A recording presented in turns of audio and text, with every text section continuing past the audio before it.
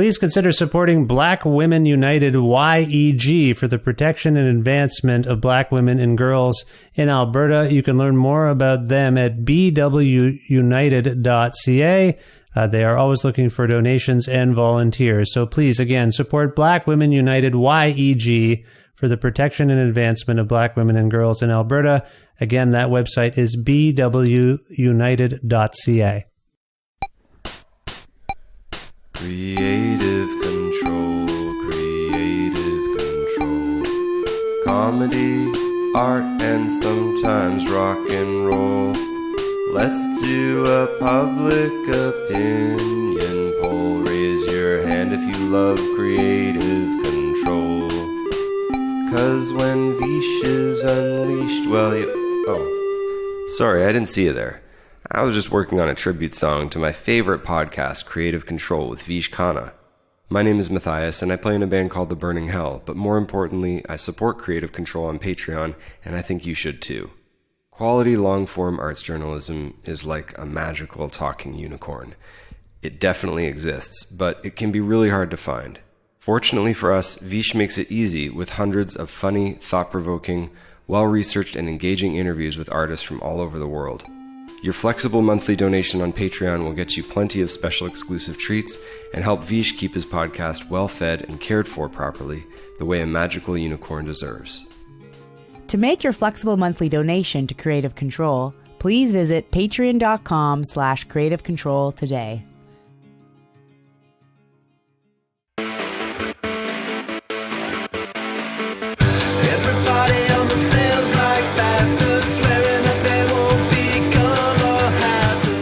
Adam, Goren, and Brian Sokel are each talented musicians, songwriters, and next-door neighbors who call Philadelphia, Pennsylvania, home. Friends since childhood, the pair loved music but pursued playing it separately, with Goren creating the funny punk alter ego Adam and His Package, and Sokel working in bands like Franklin and AM/FM.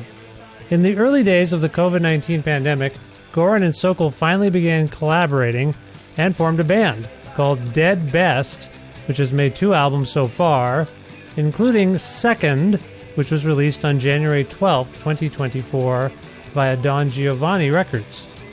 Adam and Brian joined me for a conversation recently in which we discussed things like them growing up together and how they and their families now own houses right next to one another, a Guelph house show my old band, Captain Copilot, played with Adam and His Package in around 1999 before I randomly ran into Adam in Philadelphia a year later, finally having Adam on the show after conversations I've had about Adam and His Package with guests like Chris Gethard, Kurt Vile, and Pissed Jeans Matt Korvette, being straight edge in grade 1 and high school reunions, getting into punk and DIY culture, and infusing it all with comedy.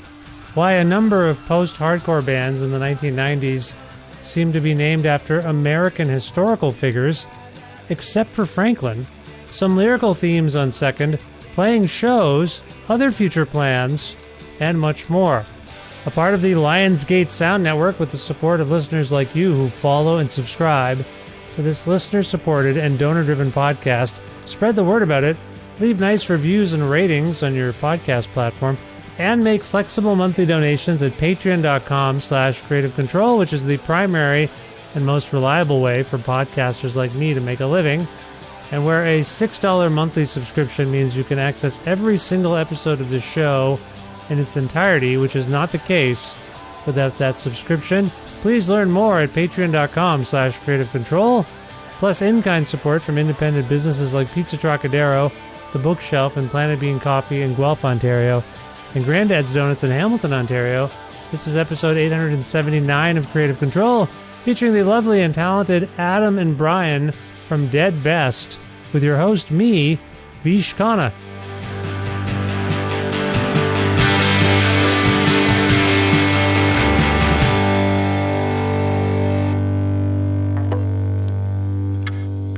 Hey, Adam, how's it going? I'm good. How are you, Vish?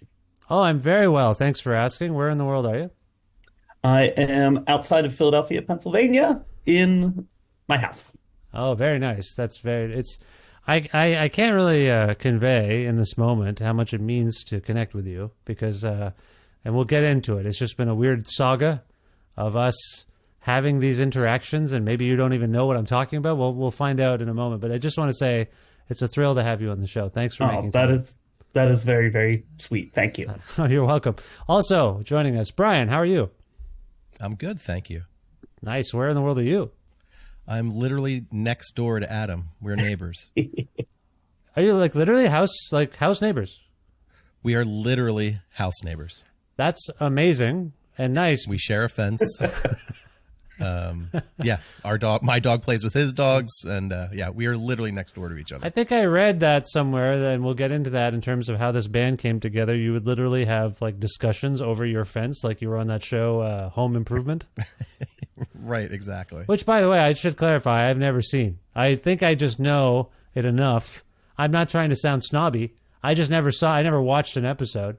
But I think there was a thing where they had a weird neighbor, right, over the fence. Yeah.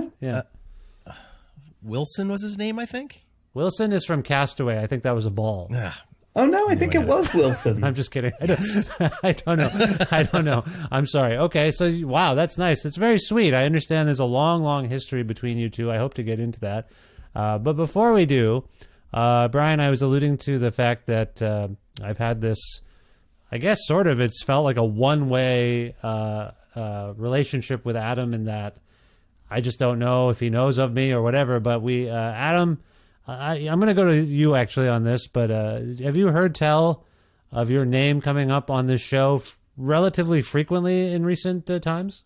I had a friend had told me, and Brian had mentioned it too, but for some reason I had thought Brian was talking about something else. But a friend of mine had mentioned that he was listening to the Pissed Jeans episode with Matt, and that's his name, right? Matt Korvette, yes. Yes, wow, that's a terrific name. And yeah, had mentioned that you guys had talked, and I was touched when I heard it, and I also ended up buying the new Pissed Jeans record because of it. That song, Junk Time, is terrific. Oh, nice. That's great. That's amazing. So that makes me feel good. It means the show's kind of resonating. Brian, do you want to kind of illuminate this further? What did you hear? What was going on here that connected us all today? Yeah, so I was aware of your podcast for a while, and I've listened to several different episodes, but you're so prolific, I have not been able to make it through all of the episodes. But a friend of mine, several months ago had said, hey, do you know this podcast, Creative Control? And I said, yeah. And he says, oh yeah, they mentioned Adam and his package. And we were just at the time sort of getting ready to release our newest record. And he said, oh, you should reach out, because he talks about Adam as if he's like, that he had these interactions with him, but I had never heard Adam mention anything about it, about the podcast or anything. So yeah, like Adam said, I had mentioned, say, hey, have you ever checked this out? He goes, oh yeah, that's cool. Well, we were having like a conversation about something else, and then it happened again recently. I think it happened on, I guess it was the Pissed Jeans episode. And I said, Adam, it happened again. Yeah. And that's when Adam was like, wait, that was a thing? And then we checked it out and he was like, oh, that's so nice. Like, it was just so funny. Adam and I, talk constantly all the time. So it's just like, it's funny the things that sort of pick up on one radar and kind of take time to fall onto the other radar. And then we kind of get back together. Like, oh, yeah, we should probably reach out to Vish and say, hey, Well, I'm so happy to hear this. I don't know how many times Adam and his package has been invoked on the show. I feel like the first substantive time might have been with Chris Gethard, the comedian. Oh. So that was a few years ago, and I think it caused Chris and I to bond for life because we didn't know each other, and I'm speaking out of turn. Adam, you're friendly with Chris still, I assume?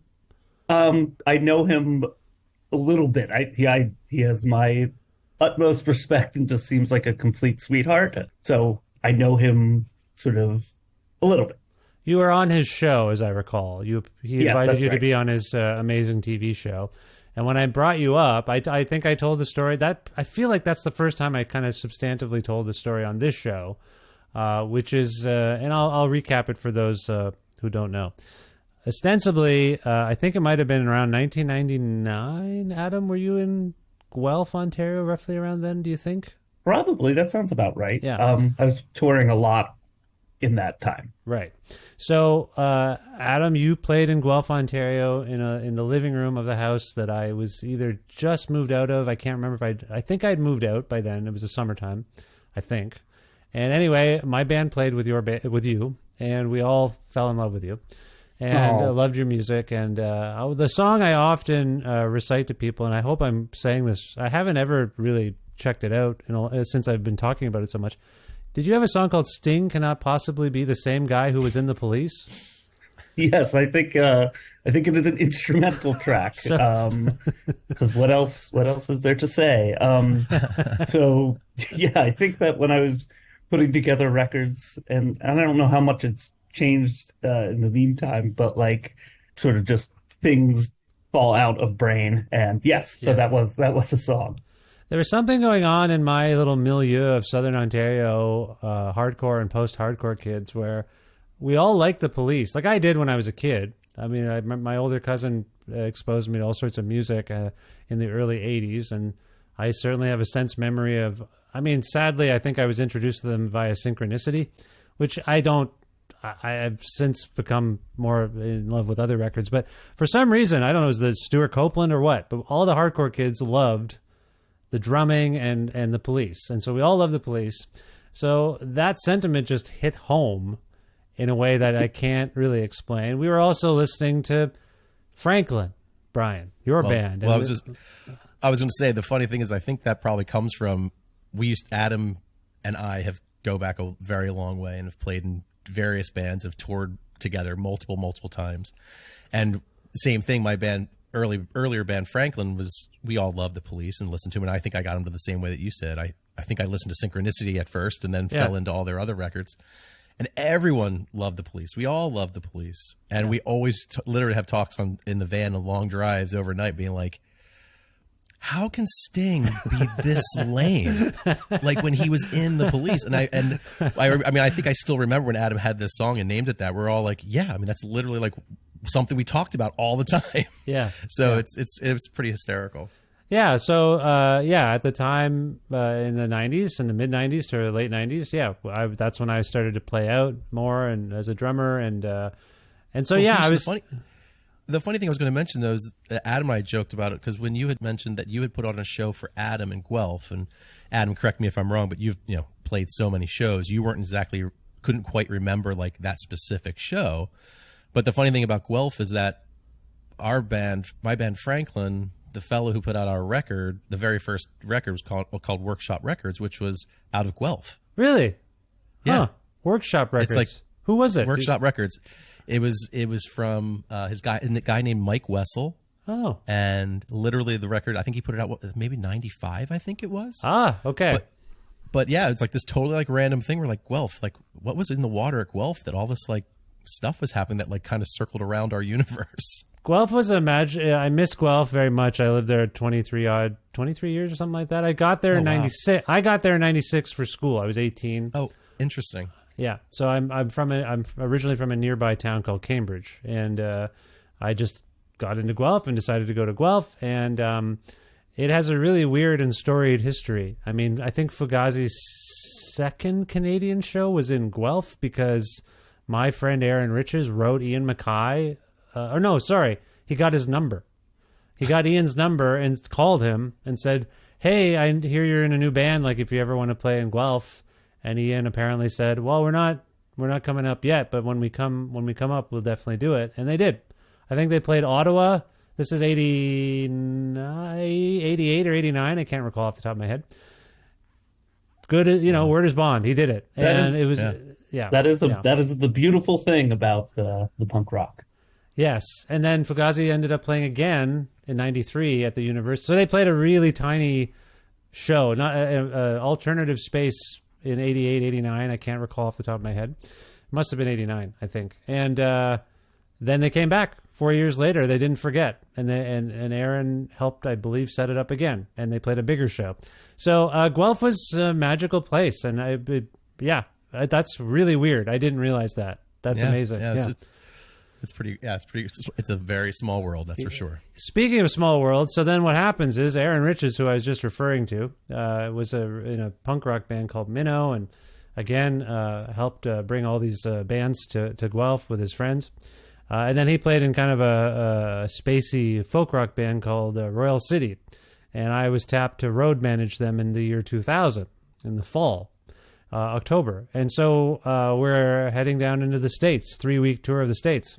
And we are getting near to Philadelphia, and I say, I wonder, I just whimsically... What is that odor? No, what I actually said out loud was, I wonder if we'll run into Adam in his package. It was a joke. I'm like, who do I know in Philadelphia? Well, I just encountered this strange fellow last year. What if we run into him? So then we get to the venue or whatever, and we're tooling around Philadelphia. And I walk into some Philly record store, and Adam, you wouldn't remember this at all. I guarantee it. You're there. You're there, and you're in the store, and I go, Adam, hey, I'm Vish. Like, you just played my town. Like, and you were like, oh, okay. And I think you were probably... I played 100,000 shows. I don't remember this exactly. That's my memory. No slag. No offense. We're like, oh, yeah, okay, thank you. And it was very brief, but I was like, what the hell? I manifested Adam in his package.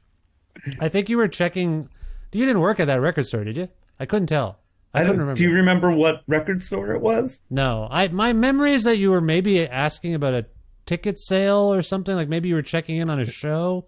It was probably Space Boy. Was it? I don't. Probably Space Boy.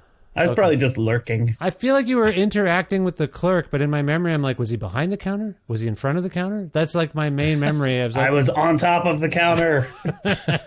Anyway, I brought that up with Chris. Then I don't remember really talking about it until Kurt Vile was on. That was a few months ago. And I remember, and I'm resentful that you didn't talk about it between those two. Yes, two things. I could be wrong. I tend to talk about that Royal City tour a lot. I think it's a drinking game by now because it was so interesting to me. It's the first time I did a long American tour. It's the most extensive American touring I did. And as a Canadian, we're always really fascinated by your stupid country. It just feels very mythical. And it was a really magical tour. Like that example that I'm talking about, everything weird. Like we found Big Pink, the house that Bob Dylan and the band. Yeah, sure. Like it just, and like we played with like people who are now kind of prominent. Like we played in Sufjan Stevens' loft. That's where we met him and became friends with him. I ended up jamming with now disgraced folk singer Ryan Adams. I didn't really know. I was like Whiskey Town. And just like magical things kept happening. So when I say maybe I'll run into Adam, like when I think of it, like what a weird trip. Like everything magical that could possibly happen. So anyway, I'm sorry. I haven't talked about you more and incessantly since then. I may have. Hopefully this will change that. Well, again, and the Franklin thing is also meaningful. Brian, your presence here is meaningful to me as well. So thank you both for being here on the show and for coming together. I guess it sounds like you've had a long history, so maybe it's not a new union. I want to talk about your relationship first of all, because as I say in the biographical information, it sounds sweet and long-standing. Brian, do you have any sense memory of when you first encountered Adam and how you became friendly? Adam and I have been friends since, I know for sure, first grade, right, Adam? Or was it kindergarten? Yep. No, first grade. First grade. Wow. And a lot of our friends, not a lot, but Adam and I have several fellows that we've been friends with since first grade, when we're lucky enough to have stayed on the same similar path. And Adam was just, this little dude in class. He was much smaller than me at the time. And Adam, you have to correct me, but I think your mom did a Mothers Against Drunk Driving event or something like that. That sounds right. Is that what we had? Yeah. And then so we all kind of went over to Adam's house. Oh, and we all no. Wait, That's remind not right. me. I was, I think I don't know when exactly the sequence of this was, but I believe that was the child group I spearheaded called Children Against Drugs. Yes. Okay. Got it. And so I think I had the first grade people over that is the cohort that was not for drugs in the first grade. Do you think that was your mother's influence on you, trying to get you to do your own sort of anti-drug stance when she was kind of like pushing that stance on you?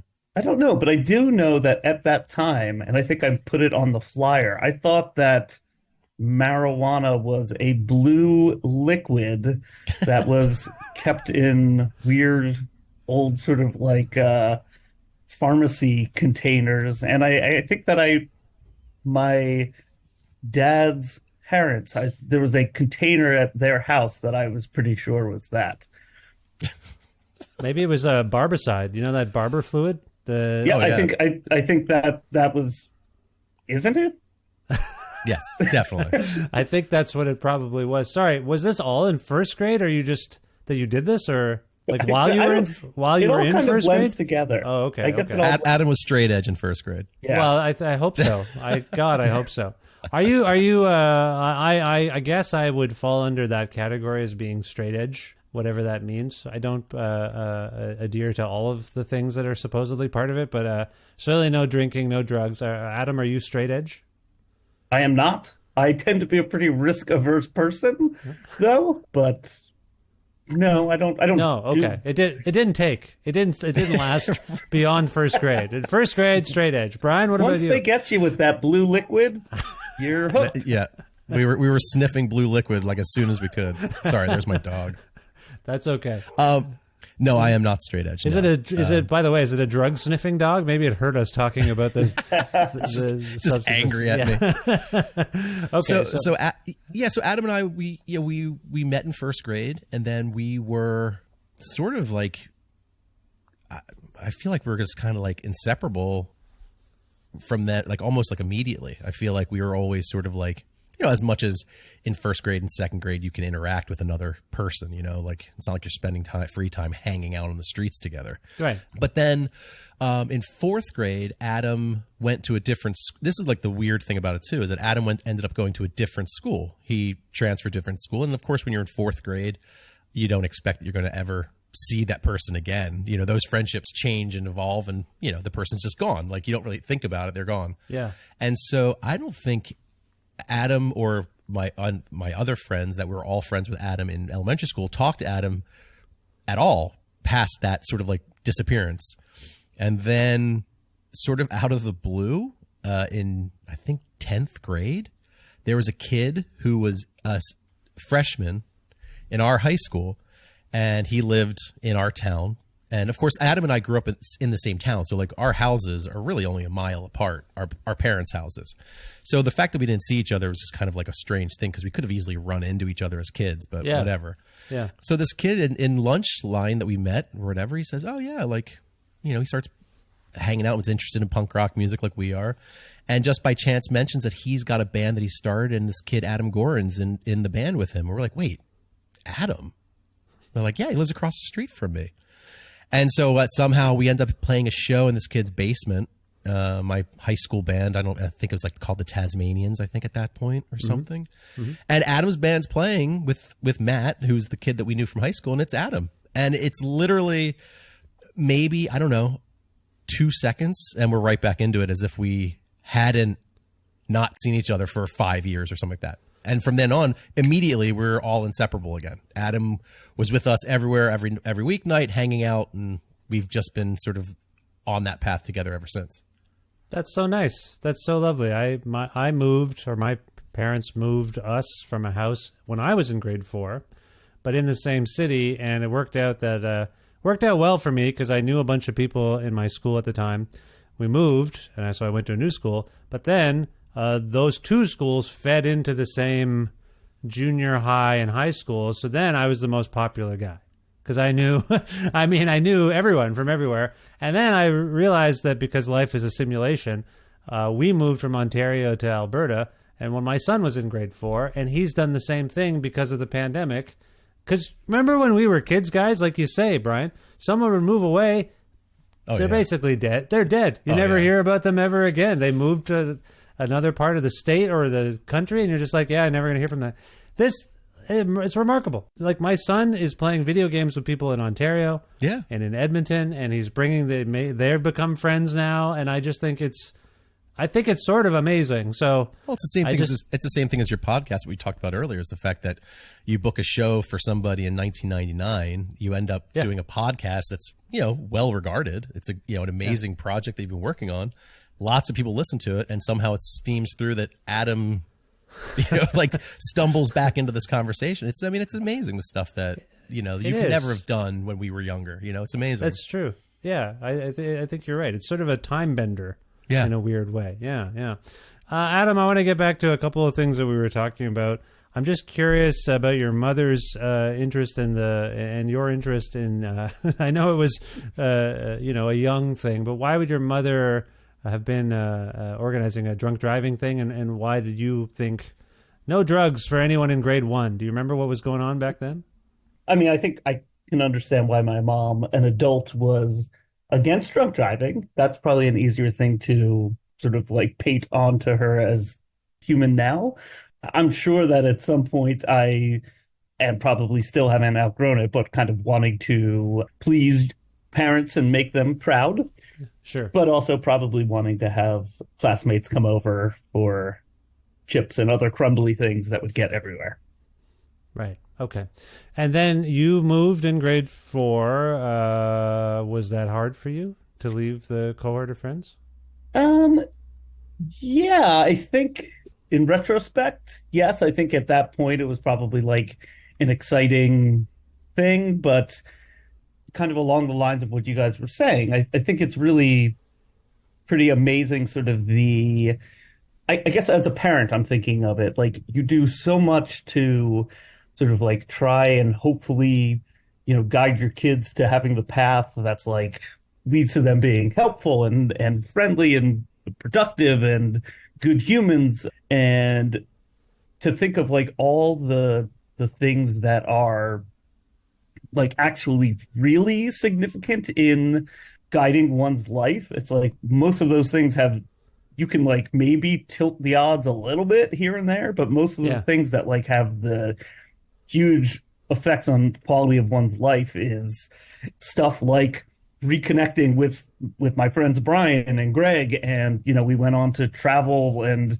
around the United States and play music, and the things that are sort of like consistent in my life aside from family and friends is music and is a love of music. And I think that even that reconnecting with them, like without question, sort of like reoriented my life and put me on a path that makes me feel like, oh my gosh, so fortunate. Yeah. Brian, you mentioned that you were tight with Adam before he moved. Was music a bonding element at all at that time? I don't remember before Adam like changing schools, us being particularly musically driven. Or like, I don't remember I guess it's so long ago also, like I don't have any memories of it, but I do know that. You don't remember my glockenspiel solo in Silver Bells? Your wailing solos. But by the time we reconnected, we were both in 10th grade and we were both heavily committed into music at that point. I sort of got into punk rock music. I was into music in middle school. I was very into my first cassette that I bought was The Police. Yeah. And by the time I got into high school, I had sort of like completely converted to punk rock, and that's all I wanted to listen to. And when we reconnected with Adam, he was very much into like punk and like metal and things like that. So we both, I think, and all of our friends, which is also like an amazing thing that we discuss sometimes when we're just sort of hanging out, is that several of our friends who we've known since first grade, are all music driven. They all play instruments. Yep. They all came up with us, and maybe that's the reason why we stayed together so closely, because we had these amazing like life experiences together. But it's like we're all so connected to music through that punk rock sort of like route, and went on to do all these different things because of that. And it's ever since then it's been constant. So we still talk. We'll still text each other and saying, "Did you check out this record? Did you check out that?" Outside of our own just sort of conversations, it's just sort of always there, I know it can be hard to jog one's memory this far back in time, but you mentioned The Police. Yep. I mentioned The Police. Adam clearly had some sort of affinity for The Police and worried about their lot in life because of the lead singer and his antics. Do you know, Brian, what the gateway was for you for punk rock, and roughly when you thought, Yeah, no, actually 100%. Like I have, definitely like lots of those pinpoints. I remember very much in 8th grade, I had a friend who had gotten into punk rock. He listened to like the Sex Pistols and the Clash and things like that. And he had played Friggin' and the Riggin' for me by the Sex Pistols. And at that time, I was like, what the fuck? Like, this is whatever. I just thought it was like stupid. I was like, whatever. But that summer, by the end of 8th grade, I had been at my friend's house who had a cassette tape of the Dead Kennedys, Bedtime for Democracy. And we listened to Chicken Shit Conformist. And I remember I still remember sitting on his bed being like, this is the greatest song that I've ever heard, ever. And that very much so is like, oh, this is what I'm all about now. I want to absorb as much of this information as possible. So then it went back to like, oh yeah, I guess the Sex Pistols are kind of cool. And then I always really liked the Clash and everything like that. So that was sort of like the trigger point, you know? Okay. I appreciate that. Adam, similar question, because in Brian's telling of the story, I don't remember if he said the other student's name. Let's call him Lunchline Larry. He's talking to Lunchline Larry about a band that Lunchline Larry's in with Adam Goren. Adam, what prompted you to get into music to the point where you thought, I can do this myself?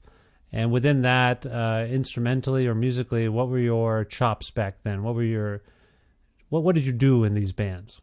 So Lunchy, as I called him, Lunchy had an older brother named Neil, who actually, I remember borrowing a cassette, probably a similar type of thing, which is probably similar to Lot's experience, where it's like older sibling gives cassette of the Clash, the Sex Pistols. But I also loved and continue to loved heavy metal, and so I think kind of like learning to play the guitar just kind of was like, well, that's I love the judge.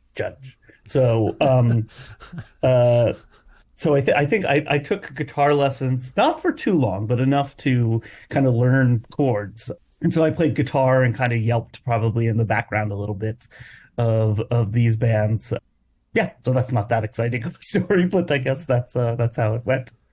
Well, we all just start somewhere. Did you have the experience of seeing someone do it and think I can do, like in person, I mean? Because I think we all have our own relationship to how we got into public performance and actually thinking, I don't just like music, I think I can do it. And I don't know if you have that. Did you have any sense memory of thinking, oh, I can actually do this? I think seeing someone or something relatable about it, like, did you have anything like that, any moment like that? I think probably not until I was a little bit older. I think initially, it just kind of seemed like something that I loved so much. So like, why not sort of throw oneself into it? But I think probably a little bit later, as we kind of all discovered things like Maximum Rock and Roll and, almost just like nudging up against sort of like DIY stuff. And I know that Brian and our friend Greg, who played drums in Brian's bands, they had sort of, I think Brian probably was really kind of influenced and probably by Discord Records and sort of the just DIY ethos of, kind of like what you were describing before, how it's like the accessibility and the sort of like humanness of DIY punk is something that I think is, and I mean lots of things sarcastically, but I don't mean this sarcastically. It's a beautiful thing that like, Brian and Greg could reach out and just sort of call people and say like, hey, we'll come play this show in Philadelphia. And I guess, Brian, you ended up meeting our mutual friend Ralph, downtown. That kind of got sort of then us connected to things downtown. But I think Brian and Greg kind of started to kind of book shows. And there's actually this funny answering machine recording. There's an old DC-ish area pop band called Tsunami that I remember on the end of their first, I think it's their first record, there's a voicemail that Brian and Greg had left, like, as I guess 18-year-olds, like leaving, like inviting them for a show up in Philadelphia. And I think Greg saying the very, very funny thing of, hi, we're 18, we live in Philadelphia, I'm 9, my friend Brian is 9, and we'd like you to come up for a show. And I remember us all getting a kick out of that. But I guess to make a long story short, I do think that that's probably what then kind of tipped it over into like, oh, we can actually do this stuff, that there is something that's incredibly empowering and Yeah. about DIY punk, that I think that also was sort of like a game-changing, life-changing thing for us to discover. Yeah, no, I appreciate that.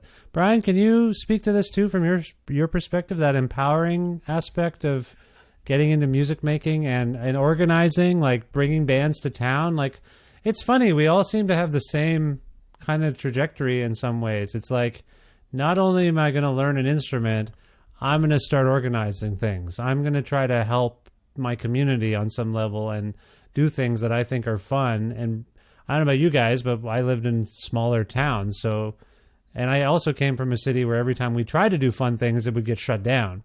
And so moving to Guelph as a late teen and seeing Blue Tip, a Discord band, play in a basement, like, was revelatory, and no one shut it down. You know, we were just like, what the hell? Like, you can actually do this shit.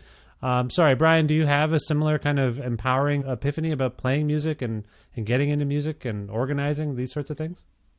Yeah, and this can be a little bit long-winded, so please cut me off if I start rambling, because this kind of stuff is fascinating to me, and like I love hearing like the different stories about how everyone does it. Because like you said, you're right. It's interesting in that there's a lot of shared sort of like accomplishment.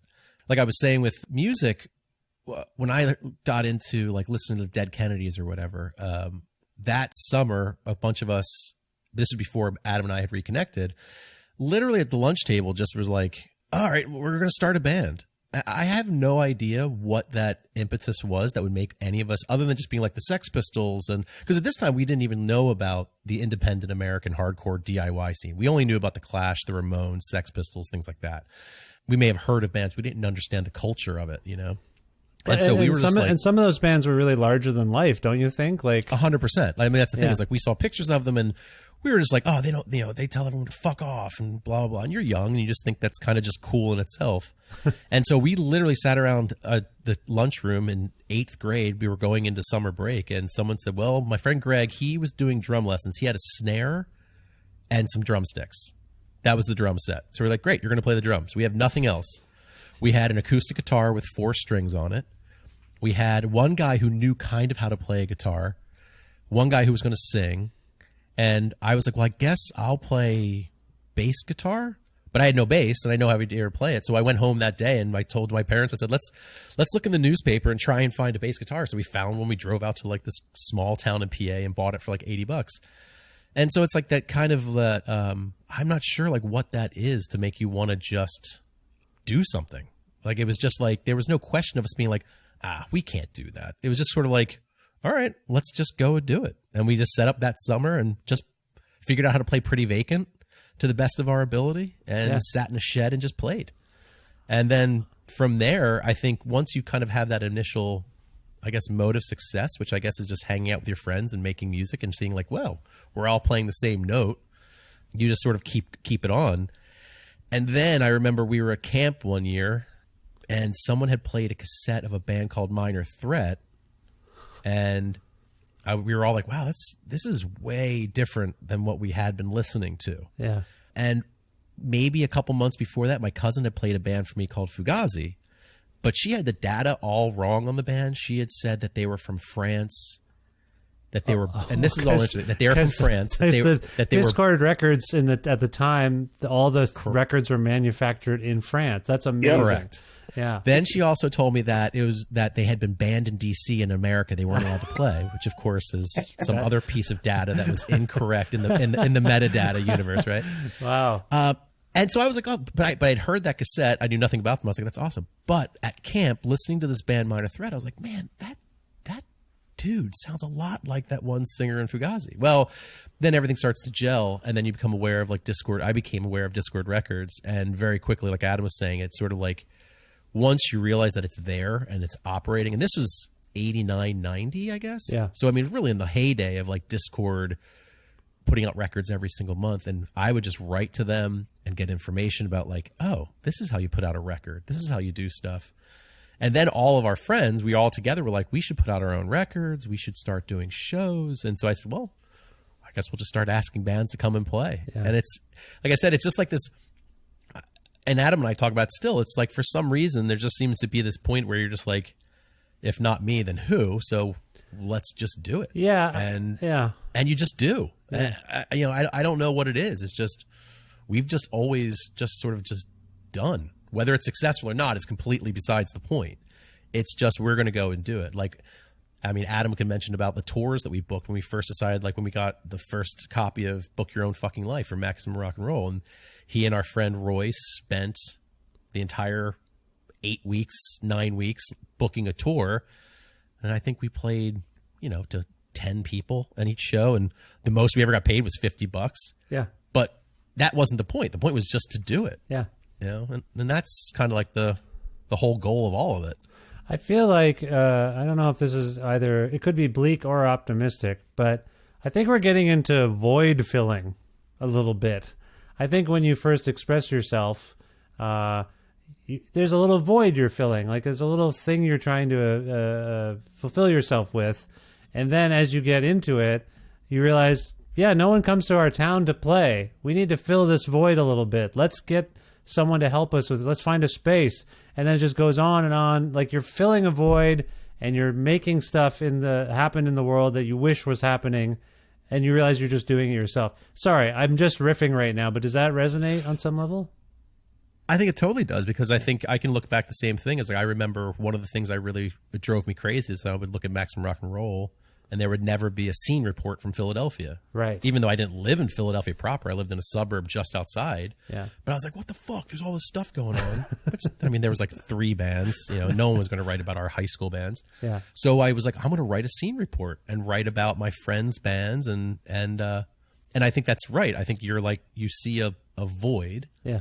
And you say, all right, what's happening over here? Like I could relate it to DC, and by that point, looking at Lookout Records and looking at California and the Bay Area, and be like, well, then we could do the same thing. Why can't you? Yeah. And so that's what you do. And so and the same thing when we had bands, we're like, well, someone's got to put out these records. Who's going to do that? There's no label, so we just need to do that too. So we started a record label and started putting stuff out. Yeah, and I think it is empowering. I interrupt this episode of my own show for a brief thank you for hearing my call to support me and my work on Patreon. We have seen a lot of growth in Patreon support over the last little while, which is amazing because that's my primary source of income these days. And I love doing this job that I invented for myself a whole lot. Creative Control is a listener-supported podcast. Do podcasters receive any streaming royalties from podcast platforms? No, not any. Does podcast advertising pay the bills? Not for a show at this scale, no. Do all podcasters get paid by companies for their work like some celebrities do? No, most of us do not. We do this work to support our communities and because we love it. So what's the most reliable source of income for podcasters like me? Crowdfunding platforms like Patreon. So if you love Creative Control with Vish Khanna and want to see it continue, please see the notes in this episode. Click on the link that takes you to my Patreon and its different donation tiers with various incentives and benefits, and support me and my work today. Thank you again so much.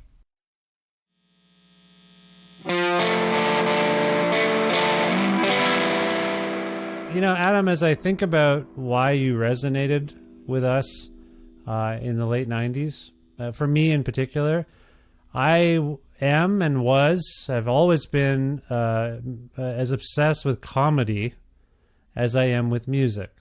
And frequently, in those days when I was young, yes, we were filling the void, but maybe a little too much. It was not unusual for the bills to be 5, 6 bands.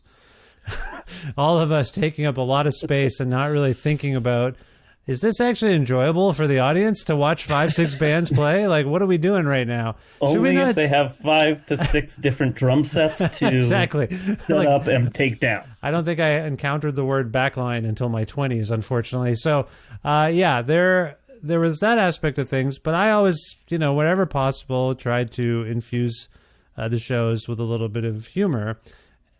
It was a little unusual. Everyone took themselves very seriously in punk rock, and you stick out for me as someone who didn't as much on some level. You saw the humor in it. Can we talk about those parallel worlds seemingly coming together for you? Why did you go for funny? What influenced your comedy at that point, and how did you bring it into punk rock? Is that a way of putting it? Does that make sense?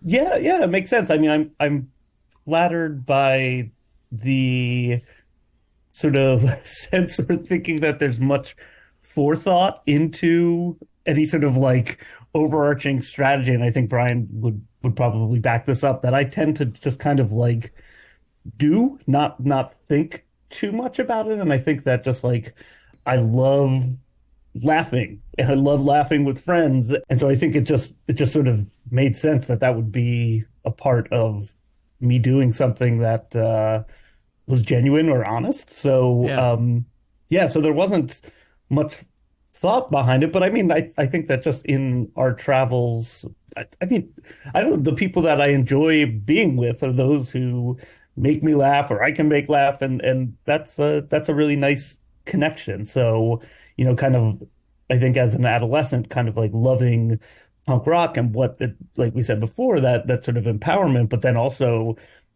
it seemed, you know, just like another thing that one is into, you know, laughing. So, yeah, so there wasn't much sort of headier than just doing what you like. Like when Adam first started, you know, and he can give you the whole history of how he discovered the sequencer and all these things. But, you know, we always saw each other. We were always together. And when Adam started writing songs, you know, he was just making them for himself. He wasn't really doing a whole lot with them. It was just sort of like a creative outlet. His band had broken up, and that's just kind of what he was doing. And we all heard them and said, these songs are like hysterical. We thought they were really funny. Yeah. And Franklin was going on tour, and Adam actually took on the responsibility of booking that tour for us. And we had sort of said, Adam, you should totally play a couple songs before we play, because kind of what you're saying, like there was a sense at the time that we would always be like, man, everything's always so serious at every single show. And there are only 7 bands playing tonight. So right. We can slip in. So we were like, Adam, bring your sequencer with us, you, and, you know, get up before, while we're setting up all of our shit, you could be doing some of your songs. And I mean, the amazing thing is that truly, like almost instantaneously, people took to it.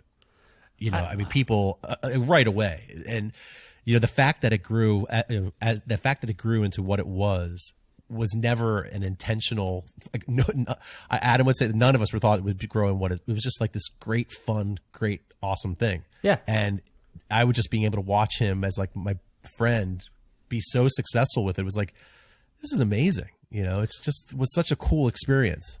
Well, what's interesting to me is like, I don't mean to generalize, but I would say some of the funniest people that I encountered were in that sort of punk rock, hardcore realm. I mean, there's something about when you're anti-authority, you can't help but be a little satirical and funny. And so I laughed a lot, but then I think both experientially and maybe like the perception was we were all very self-serious. And I wonder, Adam, like, you know, Brian's mentioning some of the shows the 7-band bills you got slotted into there. I wonder how it went over generally, if you have any sense memory of that, like in this environment. I think it varied. You know, I think there were definitely times where there would be groups of people who thought it was really dumb and stupid, which I understand. Like, it's certainly wasn't for everyone. And I think that not everyone who's going to seek out Super Punk Rock Festival would be interested in that. So, but I think it didn't matter because it was fun and like it was entertaining to like, even, you know, sometimes when, like, I don't know, like verbally sparring was kind of fun. So it didn't really matter. And I knew, you know, genuinely it is not a harmful thing. And, you know, whether it went well, like there were times where it was super, super wonderful. I mean, I can remember some shows, those sort of like sweaty shows in the basement where everyone is sort of like connecting and together and having this, you know, all the beautiful highlights of punk rock. And then, you know, but there were times also that was differently, but also enjoyable and fun and funny when people would hate it. So, I think there's a range of reactions. Every once in a while, friends would say, it kind of seems like you're making fun of the scene you're in. When I would say something behind my drum kit, and as a singer and whatever, I had a microphone. So I would occasionally make jokes and comments every once in a while. And someone after would be like, it seemed like you're kind of making fun of the thing you were even a part of. Did you feel like there was stuff to skewer, Adam, about the hardcore punk scene as well? Did you ever kind of get into that realm? Sure. But I mean, that's just like what you said. Like I don't know, like you can genuinely love something, but also, genuinely like be irreverent about it. Yeah, and, yeah. Like I can laugh at myself. I think that I can laugh at others, I just think that, I don't think any of it was coming from a place other than of love. And that I think that those are two feelings that you can completely hold at the same time, that you can love and respect and feel fortunate to be a part of something, but also be like, that's ridiculous, or you are acting ridiculous. That like, I think that sort of just goes hand in hand. I'm curious, Vish, what were some of the things that you would make jokes about, and that people would raise that as an issue for you? Well, I feel like I thought it was more. Sometimes earnestness can be something where you're like, I took everything seriously. Like I was serious about it. We were serious about everything we were doing. And I think whether we articulated it or not, we knew that putting on shows in alternative spaces was something of a socio-political act. Like you're not letting us in. We're going to do it ourselves. But at some points, whenever there are free-form expressions, orthodoxies develop out of nowhere, just like conventions develop, or people are clowns, like people in your scene are kind of odd. So I can't think of anything specific, but all of that was kind of swimming. Oh, there's that fucking promoter that sucks.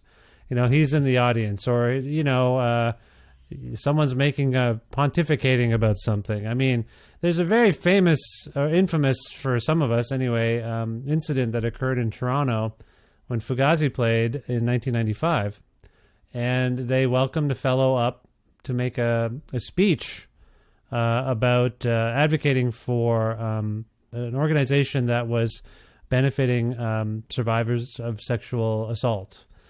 But his speech was so strange and off color that and I don't want to, sorry, this was one of these people, I don't want to name him, but he's one of these people that was in our periphery, in our community, and we were like, this guy kind of is weird. And when we saw him, we we're like, oh no.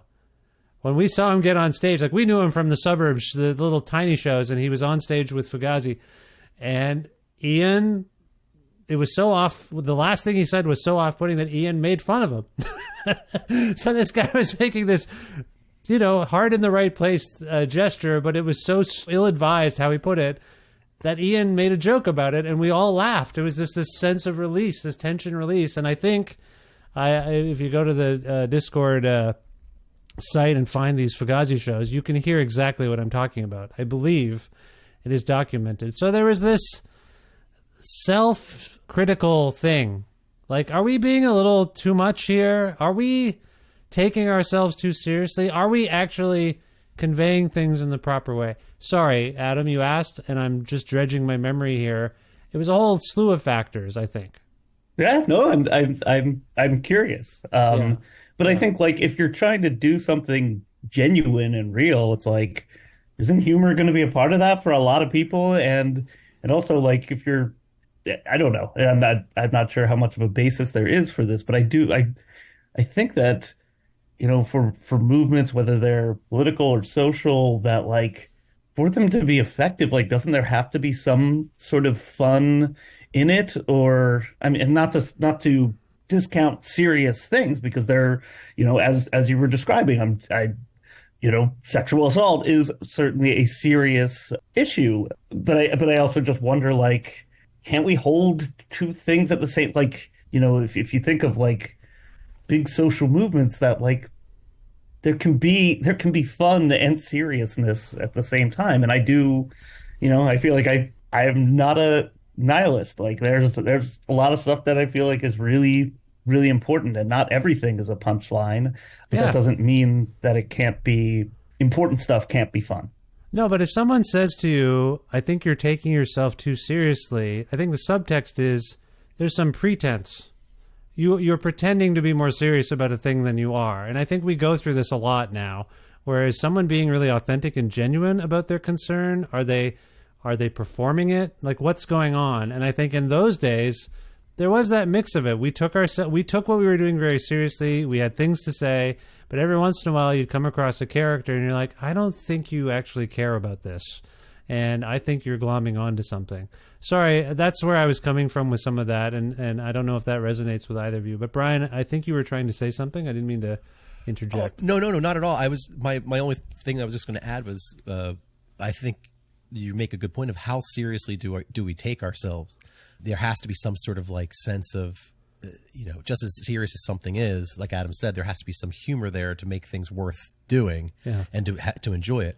And so like in the old days, like when if somebody we play a show and someone would give Adam guff for making whatever like negative comment they wanted to say about his music. Well, the obvious response from all of us would just be like, well, how seriously are you taking yourself? Like that this guy gets up here and plays some music that if you actually listen to what he's saying, says just as important things as also a song that might be humorous. And you're the one that's freaking out about saying that like, he's goofing around or something. But it's like people take themselves way too seriously sometimes. And you have to kind of have the both sides of it. Yeah, absolutely. So, Brian, you and Adam are lifelong friends, ostensibly, and you for now. We'll see how things go at the end of this call. By the end of this call, we'll see what happens. No, I was going to say, you're lifelong friends. You have this nice reunion towards high school.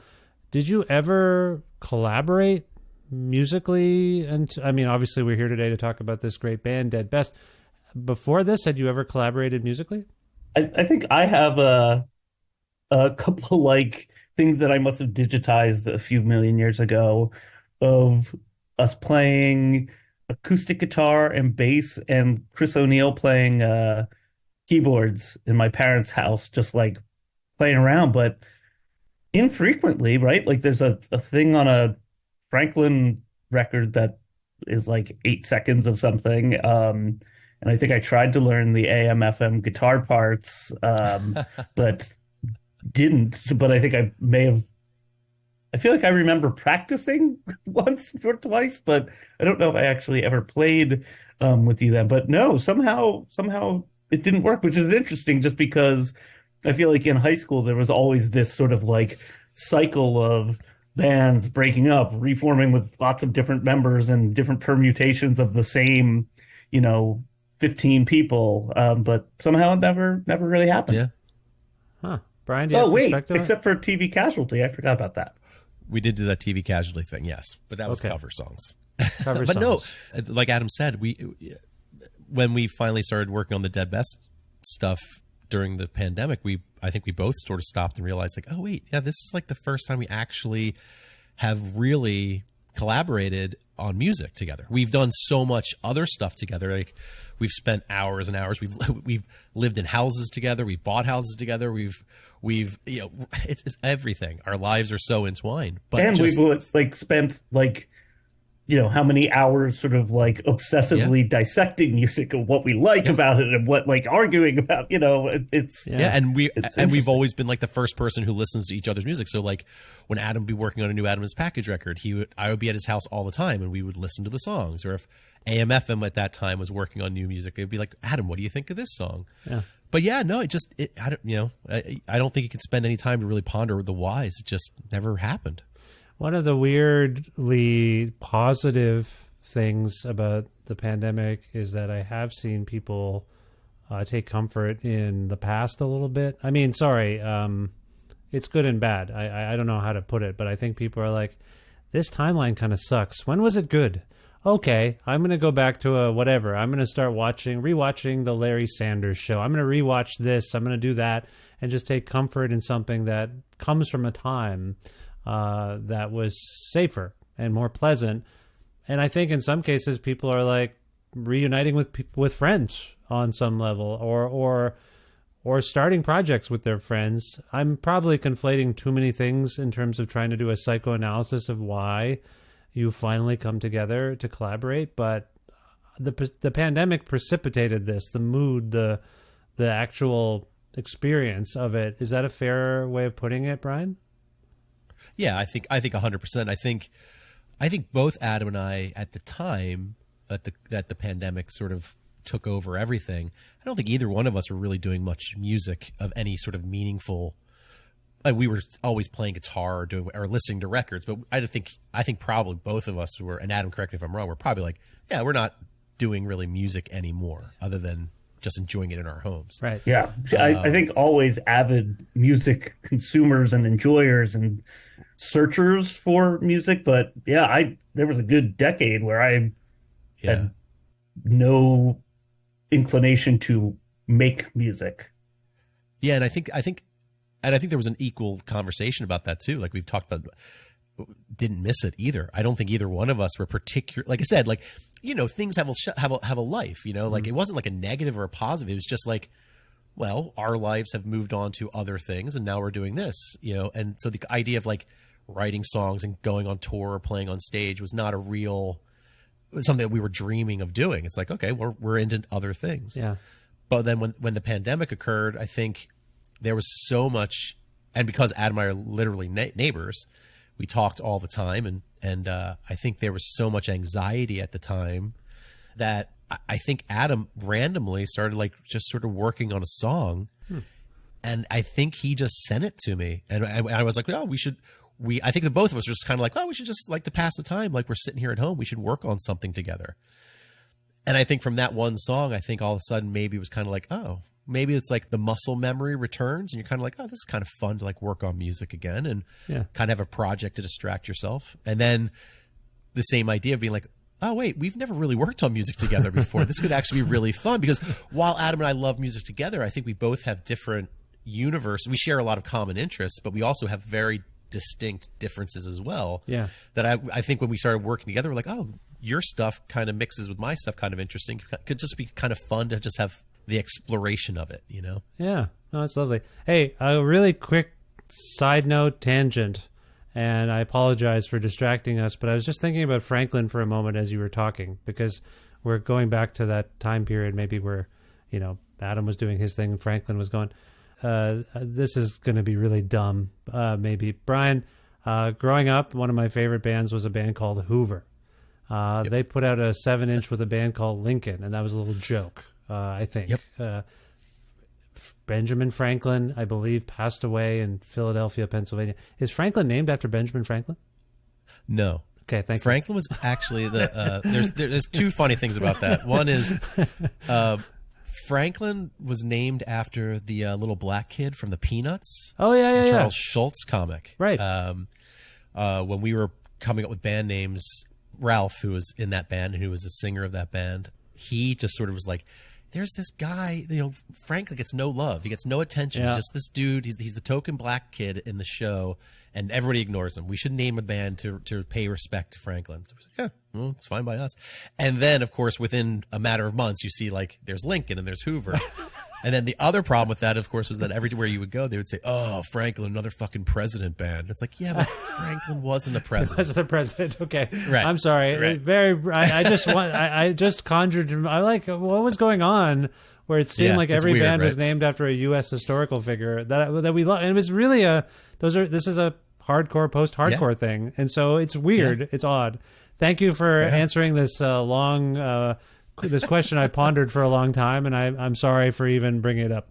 Okay, so Adam, you and Brian decide you're going to start working together. I was kind of thinking about these two Dead Best records, and it seemed to me that the first one maybe was funnier than the new one, and I don't know if that makes any sense. Maybe it's got a little more levity than this one. That's one thought I had. When you pondered what you were going to do together, Adam, given your backgrounds, I suppose, did you have a sound in mind when you first got together, and who else was going to be involved? That kind of thing. That's interesting. I don't look at either of them as particularly funny records, and I'm not sure how much of it is just sort of like tinted by sort of the time and the things that tend to just take up my brain space and focus. I think that like a lot of the driving of it, obviously the first one kind of being pandemic-y record, like, I don't know, there's I mean, I guess I think my sort of like baseline is that of anxiety parties. So Yeah. I think that feels like it. And I think I sort of think of both of those records as relatively like driven by anxiety. So that's interesting. I think I'm thinking of some of the arrangement ideas and more than the content of the lyrical content on some level. Does that help? I think that's something that I like, as Brian was saying, like, I think I tend to kind of focus on like kind of pop kind of sensibilities, but then also have this like deranged, noisy metal part that I really like. And Brian, I think, is more thoughtful about like themes and how songs go. And I think for the songs that we and I think this carries through both of them. It's like, all right, get in. Here's the part. Yeah. Here's the chorus. Okay, done. Most of the songs I don't feel like go that far in terms of length. But then there are some that that I think are longer. So basically, what I'm saying to boil it down is there are songs that are short and some songs that are not as short. Yes, this new album, Second, is I think it's 22 minutes long. And I was showing we were listening to it today, and I showed my wife this amazing title. Greg, is that short for GethardEp? And she's like, that's funny. That's right. So there's there are some funny, there's a little bit of humor. I think, I apologize if I've misconstrued it as particularly funny, but I think you invoked anxiety, and I think like most great comedians, if I may, you're dealing with anxiety to some extent, and you're laughing at it as much as you are processing it. So it's just a thing I picked up on a little bit, and again, it's sort of predicated on the fact that in my mind I'm like, oh yeah, this is a band with Adam in his package. There's got to be some jokes in here a little bit. Brian, do you see that joke? Yeah. Just to give it its proper due, that is a game that my niece made up, where you take a nickname that rhymes. So for example, like the nicknames Jen and Ben rhyme. They are both short for different names, but those names rhyme. So you say, Jen, is that short for Benjamin? Or Ben, is that short for Benifer? With hilarious results. And so I think the best one objectively is Greg, which could be short for Peggery or Meggery, maybe, is actually just short for GethardEp. Okay, it's hard to say GethardEp, by the way. I'm proud of myself for saying that properly just a moment ago, and I think I did it again. There are little elements of humor here, but I know that it was this band, and I think these songs are precipitated by a kind of a darker part of our history together, right? That's a way of putting it? Okay. Yeah. So, but I mean, I feel like, isn't there a song on here where you're actually yelling at Brian? Oh, yeah. Like it's I mean, I think Adam, there is humor inside of some of these pieces for sure. I think maybe what Adam's saying is I don't think Adam ever really comes at anything almost specifically as like humorous. I just think that his take on things and his perception is oftentimes humorous. I having known him for so long, I'm always, because I don't consider, like, I would be the straight guy, right? I'm not the funny one, but his perception, I've always been around him, and just like the way that he sees or thinks of things, I'm always like, yeah, that's, nobody says it like that. Nobody has thought about that. And Adam, and that's you can't probably be objective about this, Brian, but is Adam someone who, when they walk in a room, they're funny? Because there are people who are just funny. Like, I've seen it. I've seen like Norm Macdonald walks on stage, people are laughing already. There's something about their aura that's just kind of funny. Do you feel like Adam's got that a little bit? I just think that his personality is one that is inviting, and warm. Are you saying I'm ugly? Is that what you're saying? Wait, who are you directing that to? I wasn't saying you're ugly. I'm not saying you're funny looking. I'm saying you're funny. Some people are just funny, and a look they give is enough. It doesn't matter what they say, and I think you. Yeah, I mean, yeah, I think that's very true. And his wife Jen is a dear friend, and I think she's very funny. Yeah. And the two of them together are hysterical. And like I said, we have a lot of really close friends that are like really funny. Our friend Mike, who plays on the new Dead Best record, is like hysterical. He's the type of guy that could make a sound and you'll crack up. Yeah. Our friend Jeb is otherworldly funny. Yeah. But I'll tell you what I've never been conscious of my friends, these guys being particularly like conscious of their funniness. Yeah, yeah. Like they don't strike me as people who like consciously like, trying to bust people up. I just have always been amazed by the way that they analyze and see the world and the way that they retell things. And I'm always like, wow, like their perception is so unique, and it oftentimes comes off. And I guess that's what humor is, right? I mean, humor often is just like a unique way of seeing something that you're so used to seeing. Yeah, I may have taken us down a wrong road on some level, but I appreciate that what I'm saying has you're starting to both see maybe where I'm coming from in an overarching sense, given the context of this band. Adam, do you know, or could you articulate, I suppose is a better way of putting it, where these songs may have come from? They're very dynamic. I mean, Murderer seems to be about gun control, but also what the hell is going on? Kind of like, what are we doing exactly? Is there a particular mindset that some of these songs come from for you during this pandemic and for this band, Dead Best? So, meaning lyrically, I think that, again, like I tend not to sort of like think too much about things. That I think that like I tend to write songs about things that I think are either things that I hate a ton or things that I love a ton. And so whether that's people or behaviors of humans that I don't understand. And so I think that has always been sort of like the theme that brings it together, is just like stuff that's like I will, totally kind of pour my heart out for things that I love, and also will just not get things that I hate. And I think thinking about those two things generally is what kind of is the engine behind writing about songs and stuff. You seem curious, and I think there's empathy. Like, on what do we want? I mean, in my mind, I'm picturing MAGA people, and you honestly being like, what do you want? Like, what exactly are you going for here? And that if I'm right about that, and forgive me if I'm not, you correct me, please. But I feel like you're asking these questions empathetically.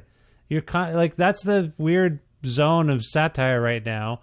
I feel like, I feel like coming up, it used to just be sharp and blunt.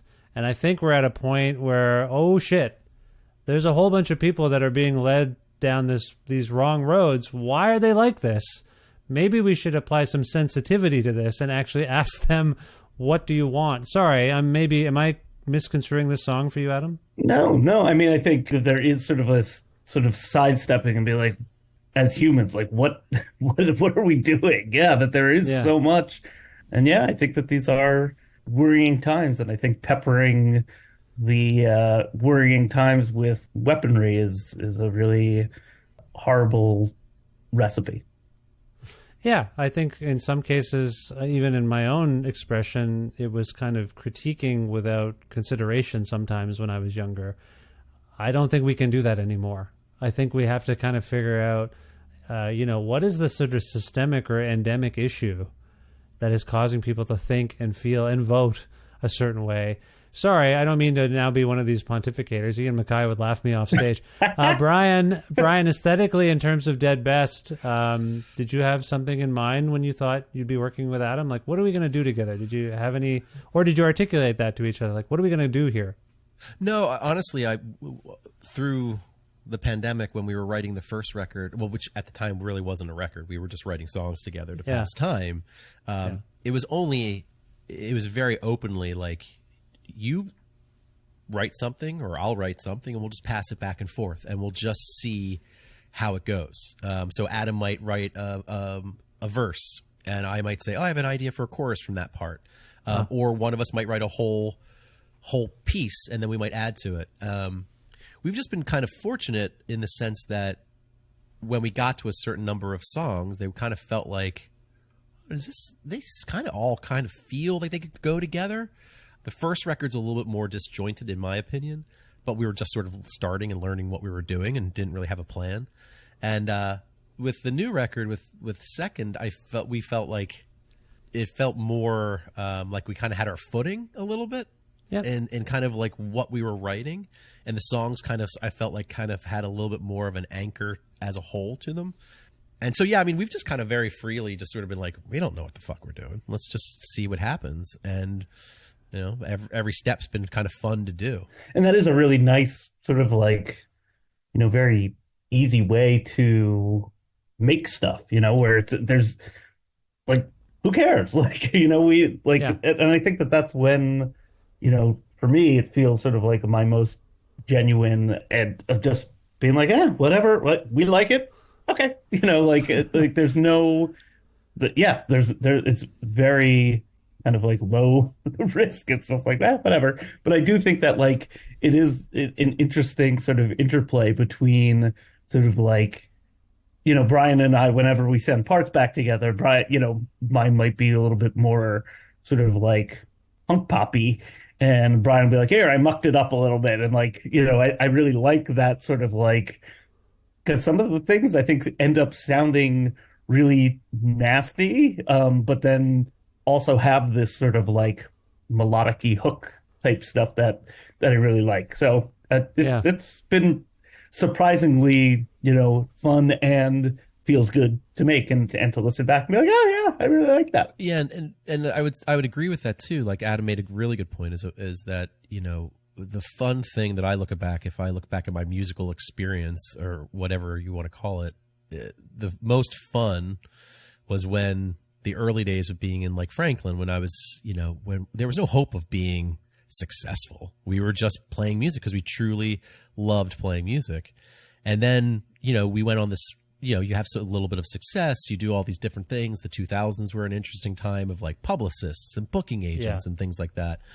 And so like Adam said, now it's like this amazing experience for us both to be like, you know, this is something that's truly like cooking. We just cook together. Like there's no has to be or must have or must be this. It's just like, let's see what comes out of the ingredients you put together and kind of like massage it into something. And I think that's, again, it's like the most creative that I've felt in a long time musically, that it's just like, this is great. You just don't know what's going to come of it. And the fact that technology is such that we have the ability to work on these things at our own pace and not be worrying about like the hours we're spending in a studio, spending hundreds of dollars, you know, we're able to sort of just allow the creativity to flow. So I can come down to the basement and work for 15 minutes, be like, oh, well, I'm done.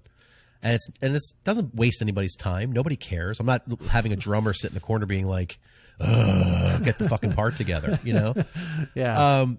And so, and I've really liked that way. I've always, you know, myself, I've always loved working in the studio. I've always loved mixing and producing things like that. So having the freedom to do that and having someone who's talented like Adam be able to bring ideas and we kind of bounce off of each other, it's just like a perfect working storm for me. I just really have really enjoyed it. Division of labor wise, I may have falsely delineated it in terms of like Adam's writing lyrics, Brian's writing the music. Is that a blurry line? Are you both doing each thing, Brian? Oh yeah. I mean, we both are. Yeah, we're pretty much back and forth with everything. Nice. And I think that's something that we both. I mean, again, Adam, correct me if I'm wrong, but I think it's something that we both enjoy because when Adam and his package, you're just kind of a one-man show, and you're responsible for everything. And when I was doing other stuff, writing on my own, it's like it's fun to have a foil that you can bounce things off of and take some of the heat off of you again. Yeah. And enjoy being in that band experience because it's like, you know, because you're also like you forget how inspired you are by things that somebody else comes up with.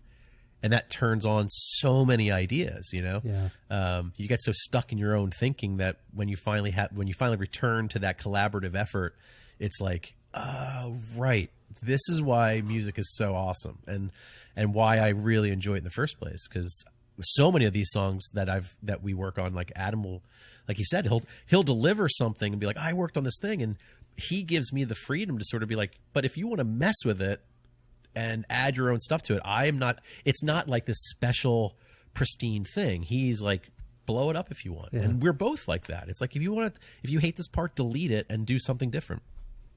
I mean, that's lovely. I must say, in a sentimental way, just seems like a lovely friendship you've had for such a long time.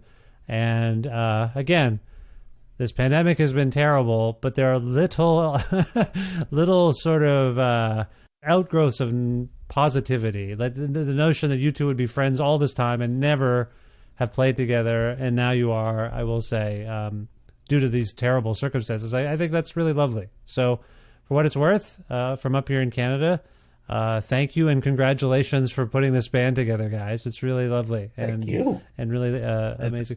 Adam, what's sort of next for Dead Best? We were talking about this record that just came out, second, but what else is coming up? So we actually, the majority of the stuff on the records is Brian and me. Our friend Mike played a couple songs. Sometimes I make my children sing or yell in the background. But we actually played a show, and so, which is a really interesting group so Brian and I kind of put together for the new record. We wanted to see what it would be like to play a couple shows. So we kind of have this group of people. Somehow there are 8 of us, and they're 2 distinct groups in that our old friend Greg and Mike, who come up in this conversation, play with us, but we've also made my son Sam play drums, and some of his and my daughter's friends play guitar and bass. And so we have this like weird group of children who have been conscripted but are very, very generous with their time, but also are really way technically better musicians than any of us were anywhere near that age or ever. And then like old people. So it's really funny because like we'll all practice in the basement, and then the 2 groups will kind of retreat to their little group of olds, and the youngs, I guess each probably making jokes that no one feels comfortable, saying in front of the other group. Yeah, so half the band is over 40 and half the band is under 20. Wow, that's amazing. That makes it pretty fun. So you played one show, Brian. Are there plans to tour or do anything else like that? We actually have, from that, it kind of led into several more shows. And so we're just kind of seeing where it goes. And we're currently working on new stuff right now. So, great. Yeah, we're just going to keep doing it. I mean, we're fortunate enough that Joe and the Don Giovanni record group have been so supportive of us and kind of let us do what we want to do, which has been amazing. And it's been great working with them. So, as long as they keep saying, sure, keep doing it, and we'll keep doing it. That's amazing. That's lovely. And you're already working on new stuff. So I assume this is, for both of you, your primary music outlet. Is that right, Adam? You're not doing anything else? Yes. Okay. I do tend to sort of drift to being more music consumery. So yes, that's right. Okay. And Brian, the same? Yeah, that's it for me. Okay. You had a kind of a blog dedicated to sort of Franklin stuff at one point, right? I did. There was a while back in, God, now it's probably like 10 years ago. But yeah, it was called gokidgo.org, which I think it is still up. And yeah, I would just sort of like post up photos and just memories of different things. And it's fallen by the wayside as other things came up. And now that I'm doing this stuff, I'm like, I don't want to spend so much time looking backwards as I am just sort of focused on what's happening today. So, but it's kind of cool because people come across it all the time and, send nice notes. Yeah, I visited it just to see what was going on, and I think there's a post about the first Dead Best record from 2021, and I don't think... I just assume you lost your password, and you can't remember how to update the blog. That actually could be it, too. Okay, well, this is wonderful. So where, Adam, where can people go to learn more about Dead Best and to pick up a copy of this album? That is a good question, Vish. Does Brian is Brian maybe sorry about that. Sorry guys, I didn't mean to put Adam on the spot there. Brian, where can people go? No, I actually love that you put Adam on the spot. Adam, what is our website? Do you know? He doesn't. He has no idea. I can't hear you. Yeah. We've lost connections here. Yeah, sorry. You can visit us at deadbestband.com. And then, we have an Instagram and things like that. And then you can always visit Don Giovanni Records to pick up our records. Yeah. They're floating around out there, but yeah. Okay, that's it. And tour dates and stuff will be up there, or your Bandcamp or something like that? Yep, absolutely. Okay, cool. I'll link to all those things. Well, I think we should go out on a song from Second, if possible. And I wonder if that's the case, if we can do that, if we can pick one together. I'm not going to suggest there's going to be a debate necessarily, but I'm going to ask one of you to pick a song, and the other one can refute the choice and make an alternate suggestion, and then this call will go on for another couple of hours as we resolve the issue at hand. Adam, if you could pick a song from the Dead Best record Second for people to hear, which one would you pick and why? So you mean that I should not be trying to make my filter so that I have wearing like a space helmet or something right now?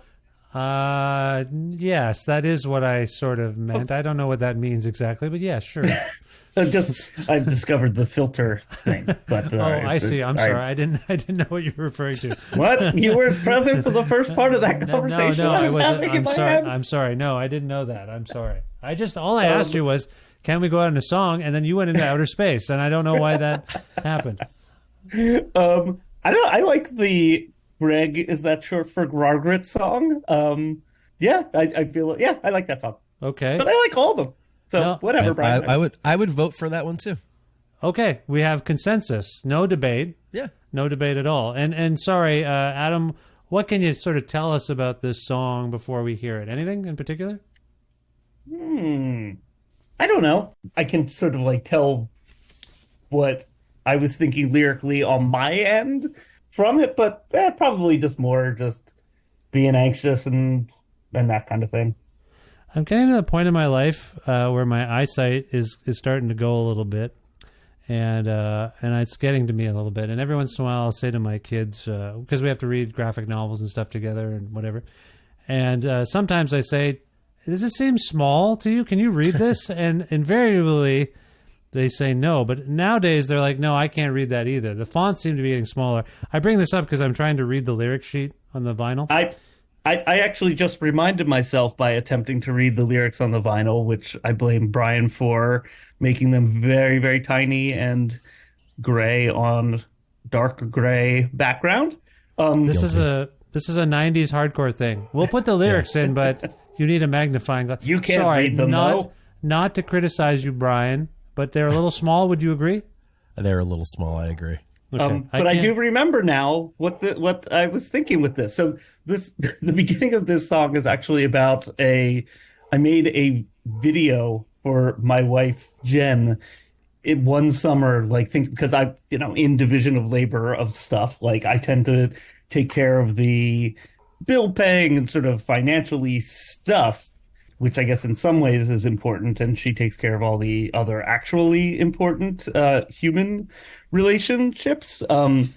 And so I had made a video for her, like a screen captured video. I think that this was looking at for like positive parts, kind of like that the pandemic may have seeded. I teach high school, so I got sort of savvy with making videos and screen captured things that tried to be. So I made my wife a kind of Homer Simpson-esque, like from beyond the grave, like, hey, if something horrible happens, watch this video and it'll show you how to pay things and where we have different things and where we have our buried treasure and things like that.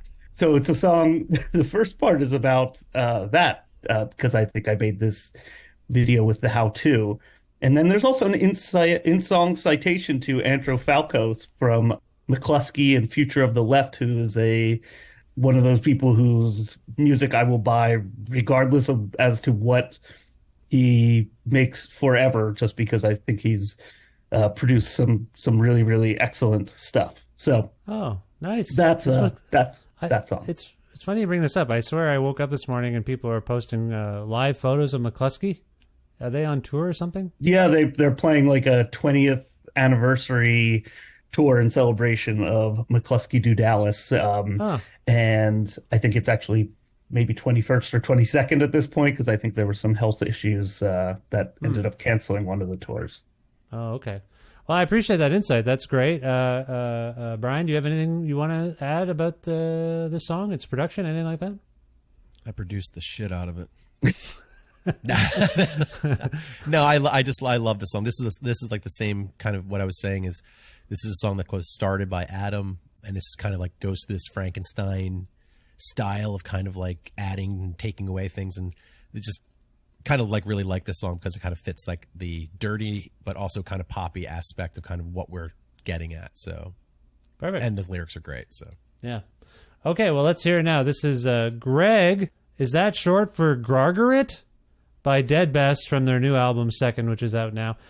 Brian, Adam, I want to thank you both for making time for me and being on the show.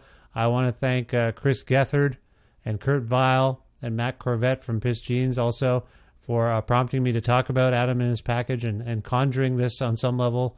I feel like this is all part and parcel of why we're all here together today. So I hope you enjoyed yourselves. Thank you so much for this time. I hope we talk again, and best of luck in the future. Thank you so much, Vish, for having us. It's very nice to reconnect with you, and I hope to see you in a record store in Philadelphia soon. And Vish, thank you so much, and the work that you do on your podcast is really incredible. So yeah, kudos. I appreciate that. Thank you so much.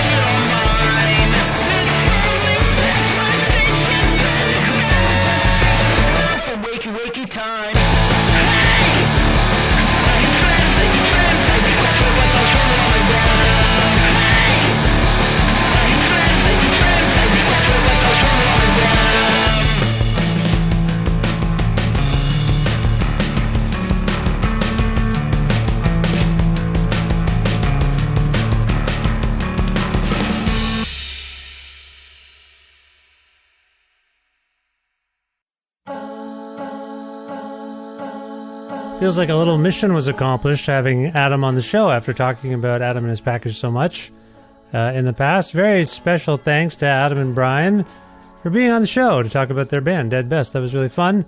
And this is the 879th episode of Creative Control, which is part of the Lionsgate Sound podcast network and is available wherever it is you get your podcasts. If you can't find an episode you're looking for, or if you want to learn more about me, please visit vishkhanna.com. You can also click on the hyperlink text that says follow Vish online to find me on social media platforms and whatnot.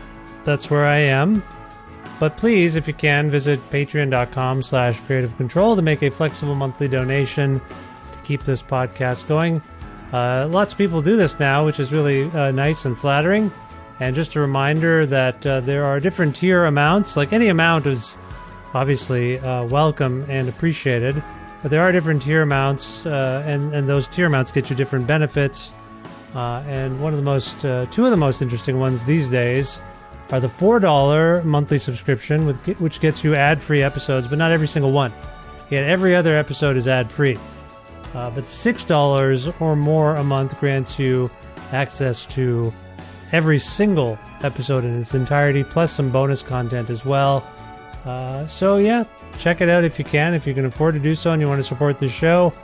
I would appreciate it greatly. It is my primary source of income. You can learn more at patreon.com/creative control. Thanks so much for supporting this show. If you do already, and if you're thinking about it more, carefully after hearing my little spiel. Also want to thank independent businesses like Pizza Trocadero, The Bookshelf, and Planet Bean Coffee in Guelph, Ontario, and Grandad's Donuts in Hamilton, Ontario, for their in-kind support for the show. Thanks as always to Jim Guthrie, who was a member of Royal City in that fateful trip that I was talking about when I was down in Philadelphia and randomly ran into Adam. Jim was in Royal City, and we had a good time on that tour. And Jim supplies me with some music for this show, and you can learn more about him and his work at jimguthrie.org. And finally, thank you so much for listening to this episode with Dead Best. I hope you enjoyed it, and we'll check out their band. Listen to their music. Go see them live if you can. Thanks for subscribing to this podcast or following me and my antics and leaving nice ratings and reviews on your podcast player platform there and spreading the word about Creative Control. It means a lot. I have to go. It's really late as I'm talking to you, and I feel like I'm going to fall asleep soon. So I'll talk to you soon when I'm more alert. Thank you. Bye for now.